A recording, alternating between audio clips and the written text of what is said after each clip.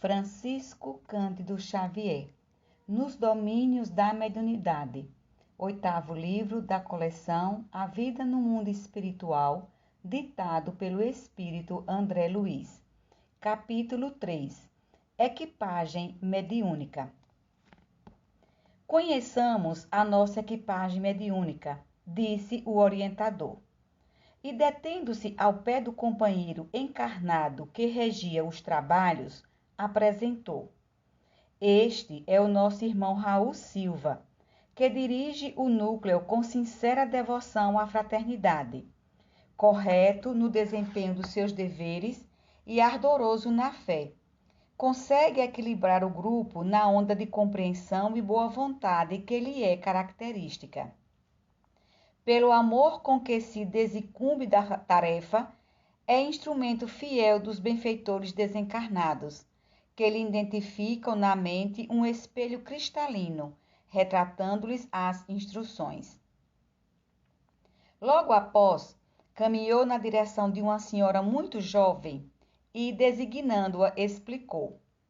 Eis nossa irmã Eugênia, médium de grande docilidade, que promete brilhante futuro na expansão do bem. Excelente órgão de transmissão, coopera com eficiência na ajuda aos desencarnados em desequilíbrio. Intuição clara, aliada à distinção moral. Tem a vantagem de conservar-se consciente nos serviços de intercâmbio, beneficiando-nos a ação. Quase rente parou à esquerda de um rapaz de seus 30 anos presumíveis e informou. Aqui temos nosso amigo Anélio Araújo. Vem conquistando gradativo progresso na clarividência, na clareaudiência e na psicografia. Em seguida, abeirou-se de um cavalheiro simpático e notificou. Este é o nosso colaborador Antônio Castro, moço bem-intencionado e senhor de valiosas possibilidades em nossas atividades de permuta.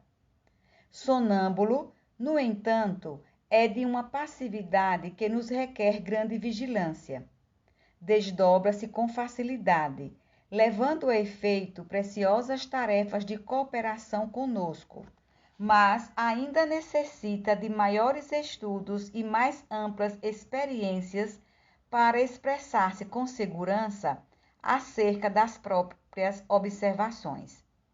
Por vezes, comporta-se fora da matéria densa à maneira de uma criança, comprometendo-nos à ação.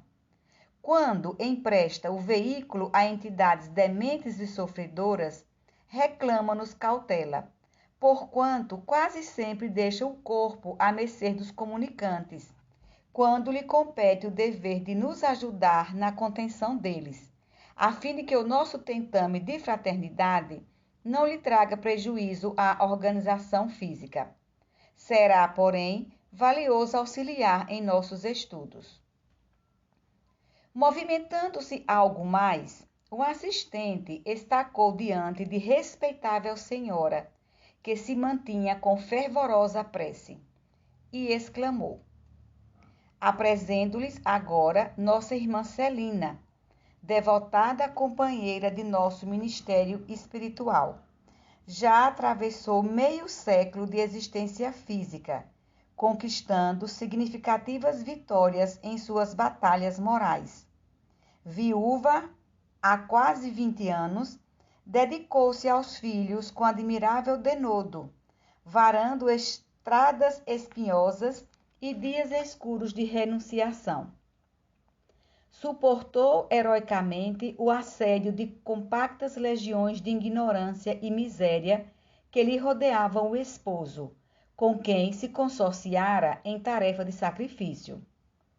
Conheceu de perto a perseguição de gênios infernais, a que não se rendeu e, lutando por muitos anos para atender de modo irrepreensível às obrigações que o mundo lhe assinalava, acrisolou as faculdades medianímicas, aperfeiçoando-as nas chamas do sofrimento moral, como se aprimoram as peças de ferro sob a ação do fogo e da bigorna.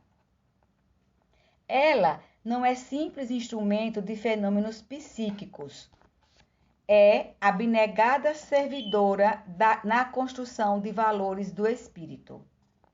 A clarividência e a clareaudiência, a incorporação sonambúlica e o desdobramento da personalidade são estados em que ingressa, na mesma espontaneidade com que respira, guardando noção de suas responsabilidades e representando, por isso, valiosa colaboradora de nossas realizações.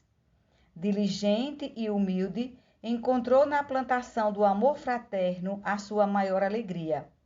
E repartindo o tempo entre as obrigações e os estudos edificantes, transformou-se num acumulador espiritual de energias benéficas, assimilando elevadas correntes mentais, com o que se faz menos acessível às forças da sombra.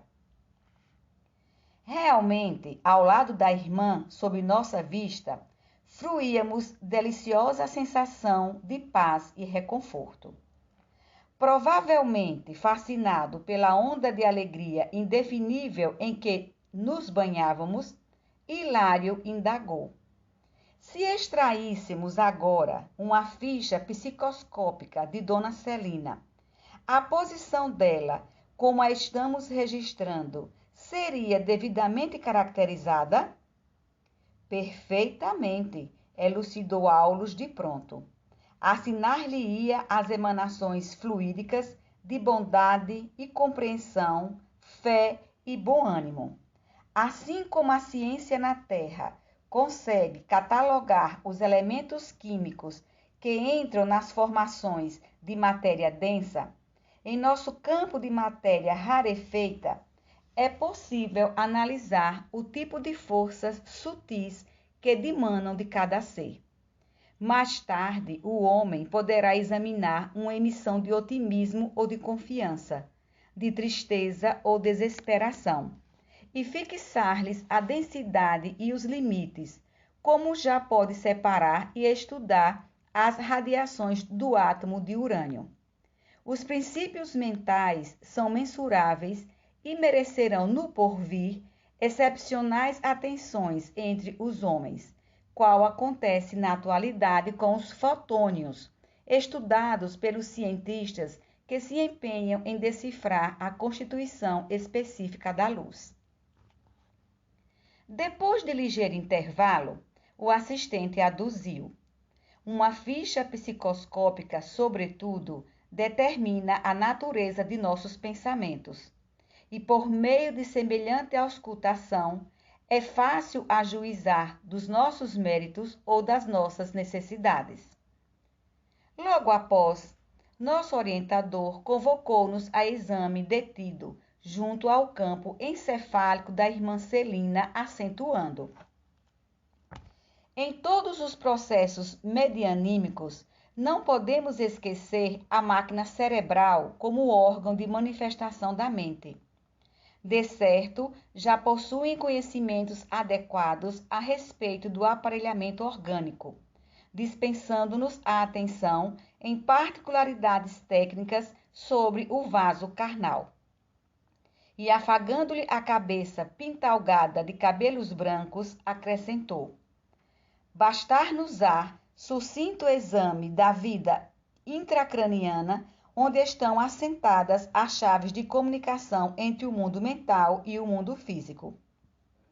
Centralizando a atenção através de pequenina lente que Aulus nos estendeu, o cérebro de nossa amiga pareceu-nos poderosa estação radiofônica, reunindo milhares de antenas e condutos, resistências e ligações de tamanho microscópico, à disposição das células especializadas em serviços diversos, a funcionarem como detectores e estimulantes, transformadores e ampliadores da sensação e da ideia, cujas vibrações fulguravam aí dentro como raios incessantes, iluminando um firmamento minúsculo. O assistente observou conosco aquele precioso labirinto em que a epífise, nota do autor sobre epífise. Epífise é uma pequena glândula endócrina do tamanho de uma ervilha, localizada entre os dois hemisférios cerebrais, cujos hormônios regulam as reações do organismo à luz e à obscuridade, desempenhando importante papel no sono e no controle das atividades sexuais, o mesmo que glândula pineal, em que a epífise brilhava como o pequenino sol azul e falou. Não nos convém relacionar minudências relativas ao cérebro e ao sistema nervoso em geral, com as quais se encontram vocês familiarizados nos conhecimentos humanos comuns. Nesse instante, reparei, admirado, os feixes de associação entre as células corticais, vibrando com a passagem do fluxo magnético do pensamento.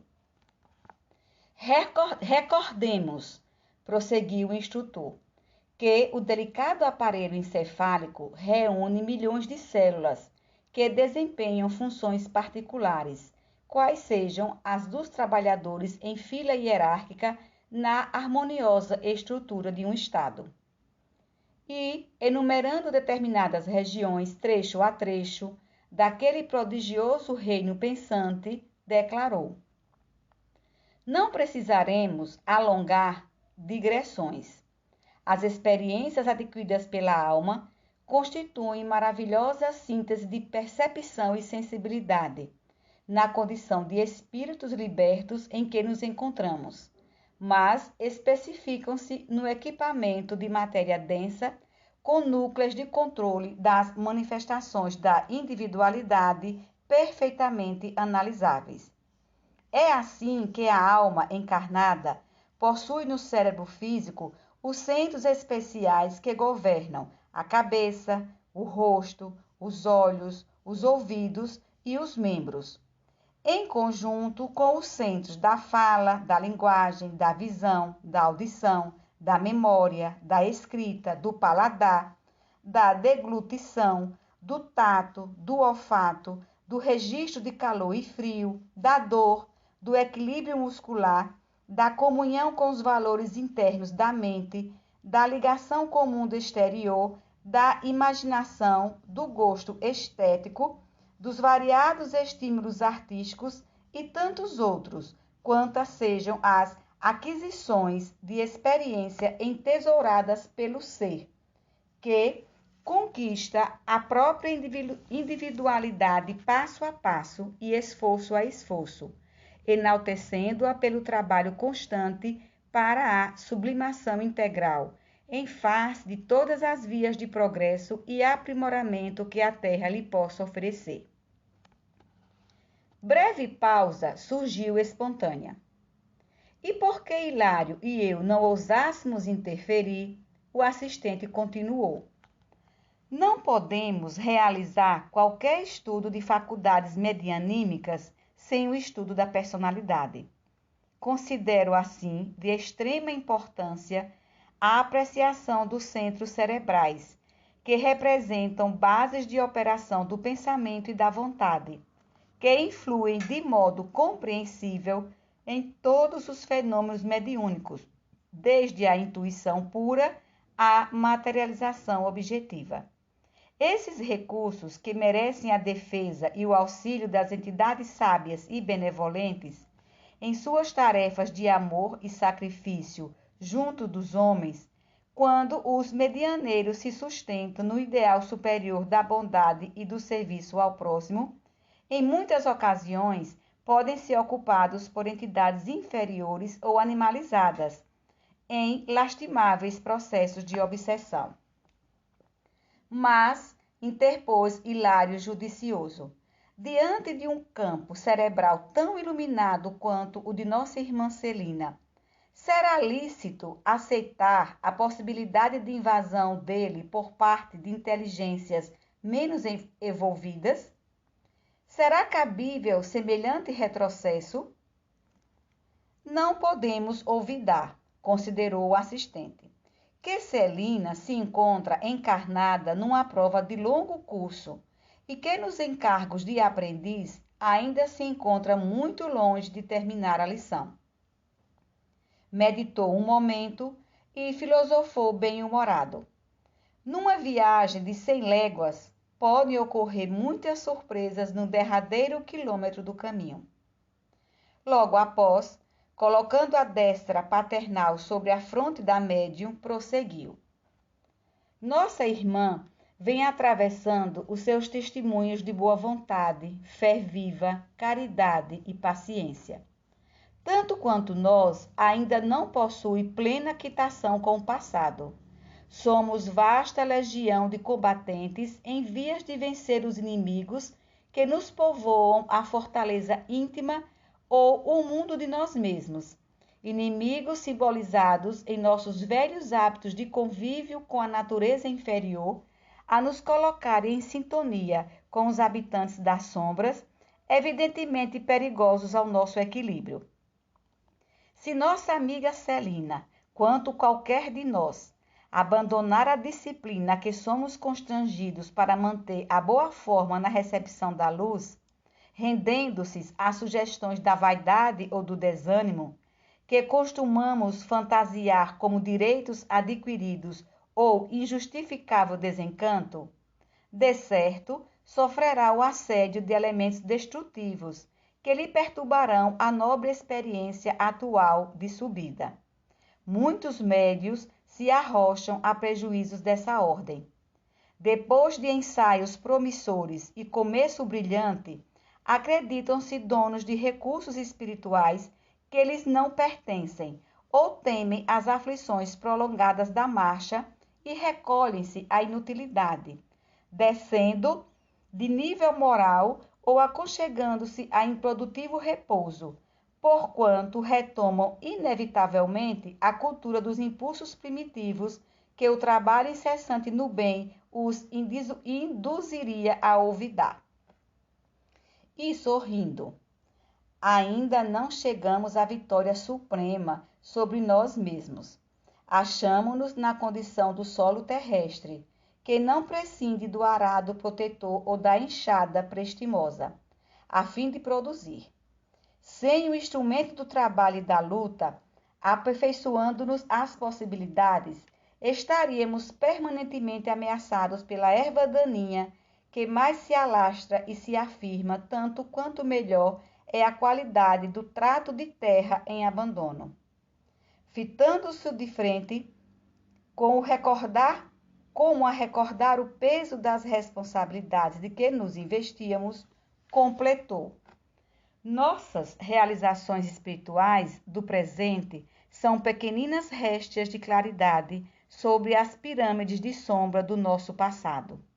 É imprescindível muita cautela com as sementeiras do bem para que a ventania do mal não as arrase.